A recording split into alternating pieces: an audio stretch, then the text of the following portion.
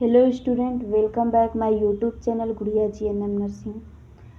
आज हम लोग पढ़ेंगे जॉर्ज पंचम की नाक। जॉर्ज पंचम की नाक एक कहानी है। इस कहानी के रचयिता कमलेश्वर प्रसाद सक्सेना जी हैं। आइए इनके जन्म के बारे में जानते हैं। कमलेश्वर प्रसाद सक्सेना का जन्म 6 जनवरी 1932 ईस्वी में हुआ था, उत्तर प्रदेश के मैनपुरी जिले में। इनकी मृत्यु 27 जनवरी 2007 ईस्वी में हुई थी। आइए इनकी विधा के बारे में जानते हैं। इनकी जो विधा है, कहानीकार थे, उपन्यासकार थे, स्तंभ लेखन थे। आइए इनकी फिल्म के बारे में जानते हैं। सौतन की बेटी 1979 ईस्वी में की थी।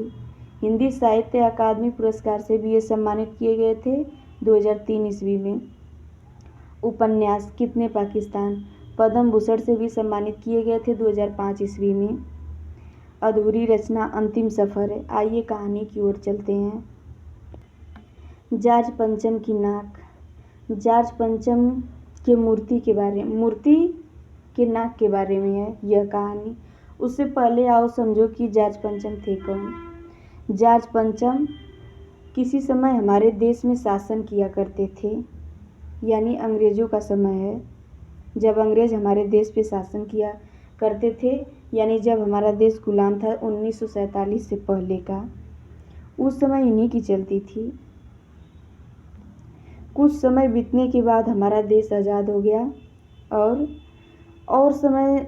ज़्यादा समय बीतने के बाद उन्हीं की देश की रानी अब हमारे देश में आने वाली हैं। उसके लिए ढेर सारी तैयारियां की जा रही हैं। जहां वो आने वाली हैं, यानी दिल्ली में जॉर्ज पंचम की मूर्ति लगी है जिसकी नाक नहीं है। रानी एलिजाबेथ हमारे देश आ रही हैं और जॉर्ज पंचम की नाक नहीं है।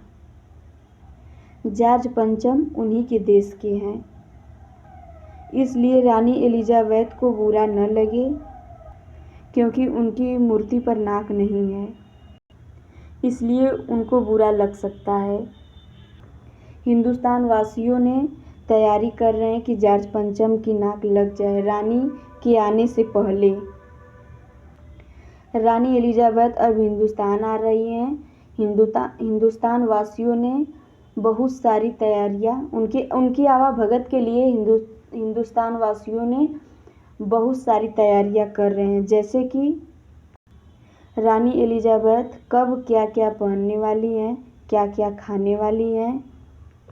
इस तरह की चर्चाएं होने लगी हैं। यहाँ तक कि उनकी जन्मपत्री भी छप गई है। बात अखबारों तक सीमित नहीं थी। जहाँ रानी एलिजाबेथ आने वाली हैं, यानी दिल्ली में, दिल्ली की सड़कों को बिल्कुल चमका दिया गया है। वहाँ की जो इमारतें हैं उन्हें दुल्हन की तरह सजा दिया गया है। आइए जानते हैं जॉर्ज पंचम की नाक टूटी कैसे। जब ये मूर्ति बनी थी तब था अंग्रेज़ों का ज़माना। कुछ समय बीतने के बाद हमारा देश आज़ाद हो गया और हिंदुस्तान आज़ाद होने के बाद चर्चाएं शुरू होने लगी कि यह मूर्ति को हटा दिया जाए या रहने दिया जाए, जैसे कि हर मुद्दे पर होता है। कुछ लोग इस बात से एग्री थे कि हटा दिया जाए, कुछ लोग इस बात से एग्री नहीं थे, मतलब रख लिया जाए। इसलिए मूर्ति के चारों ओर पहरेदार लगा दिए गए हैं ताकि कोई मूर्ति को नुकसान न पहुंचाए। कोई था एक मेरी तरह जो एक पत्थर लिया और चुपके से मूर्ति पे मारा और जॉर्ज पंचम की नाक टूट गई, यानी उनकी नाक कट गई। उन्हीं के देश की रानी एलिजाबेथ अब हमारे देश आ रही हैं। अब वो जब देखेंगी कि जॉर्ज पंचम की नाक टूटी हुई है या कटी हुई है तो उनको बुरा लग सकता है।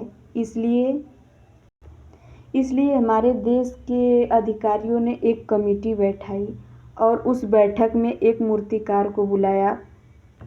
उन्होंने मूर्तिकार से कहा कि जाइए कोई एक पत्थर लाइए जो अच्छा पत्थर हो और इनके नाक पे, यानी इनके मूर्ति पर अच्छे से फिट कर दीजिए। तब मूर्तिकार ने चल पड़ा। पत्थर ढूंढने के लिए। वह कई पहाड़ों पर गया लेकिन उसको पत्थर मिला नहीं। मूर्तिकार पैसे से लाचार था। उन्होंने आया और कमेटी वालों से कहा कि कोई भी पत्थर इस पत्थर से नहीं मिला है। कमेटी वालों ने हैरान हो गया और चुपचाप बैठे सब। तब मूर्तिकार ने एक और फैसला दिया। मूर्तिकार ने बोला, नाक तो लगा दूंगा लेकिन मुझे वो फाइल दीजिए जिसमें लिखा हो कि मूर्ति कब की बनी है। कमेटी वालों ने फाइल खोजना शुरू कर दिया लेकिन बदनसीबी यह है कि फाइल मिली नहीं। मूर्तिकार ने एक सुझाव दिया कि जो मैं बात आप लोग को बता रहा हूँ वह किसी को कानों कानों तक यह बात खबर नहीं लगनी चाहिए। वह बंद कमरे में क्या बताया, आइए सुनते हैं। उसने कहा, हिंदुस्तान में जितने भी नेता हैं, जितने भी स्वतंत्रता सेनानी हैं, उनकी मूर्तियां बिहार में लगी हुई हैं। क्या मैं उनकी नाक उतारकर जॉर्ज पंचम की नाक पे सेट कर सकता हूँ? मूर्तिकार की बात सुनकर कमेटी वालों ने आश्चर्यचकित हो गया, लेकिन वो लोग परेशान थे। उन्होंने इजाज़त दे दी। ठीक है, जाओ। मूर्तिकार ने चल पड़ा। वह बिहार पहुंच गया और उन स्वतंत्रता सेनानी नेताओं के पास जहाँ पे उन लोग की मूर्तियाँ लगी हैं। जॉर्ज पंचम की मूर्ति के नाक का नाप लेकर उन्होंने मूर्ति के पास चला गया और नेताओं का नाप लेने लगा, जैसे कि सुभाष चंद्र बोस, गांधी जी, सरदार वल्लभ भाई पटेल। जितनी भी मूर्तियाँ हमारे रिस्पेक्टेड हैं, सभी मूर्तियों के पास गया और नाप लिया। किसी का नाप मिला नहीं उसको। सभी मूर्ति को देखाया जांचा लेकिन किसी की नाप उसको मिली नहीं। वह फिर से वापस आया और कमेटी में कहा, मैं सारी मूर्तियों का नाप ले आया लेकिन जॉर्ज पंचम के नाक से सारी मूर्तियों का नाप बड़ी निकली। अब मूर्तिकार फिर एक सजेशन दिया क्योंकि वह पैसे से लाचार था। मूर्तिकार एक और सजेशन दिया कि सन 1942 में हिंदुस्तान में जो भी शहीद हुए थे उनकी मूर्तियाँ भी बिहार में लगी हैं। अगर आपको ठीक लगे तो उनकी नाक मैं लगा दूं। कमेटी वालों ने एकदम हैरान थे। उन्होंने मूर्तिकार को इजाज़त दे दी। मूर्तिकार ने निकल पड़ा। मूर्तिकार ने जब बच्चों की मूर्ति की नाप लिया तो वह भी बड़ी निकली। फिर से कमेटी बैठाई गई। फिर से मीटिंग होने लगा। कोई भी सुझाव नहीं मिल पाया। मूर्तिकार पैसे से लाचार था। अब उसी ने सजेशन एक और दिया। बहुत ही शर्मनाक सजेशन था। कहने लगा कि मैं 40 करोड़ में से किसी की भी जिंदा नाक लगा दूं। तो अधिकारियों ने बात मान ली और इजाज़त दे दी।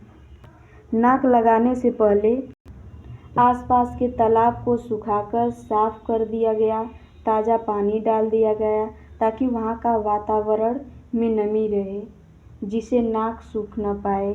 धीरे धीरे वो दिन भी आ गया जिस दिन रानी एलिजाबेथ आने वाली हैं।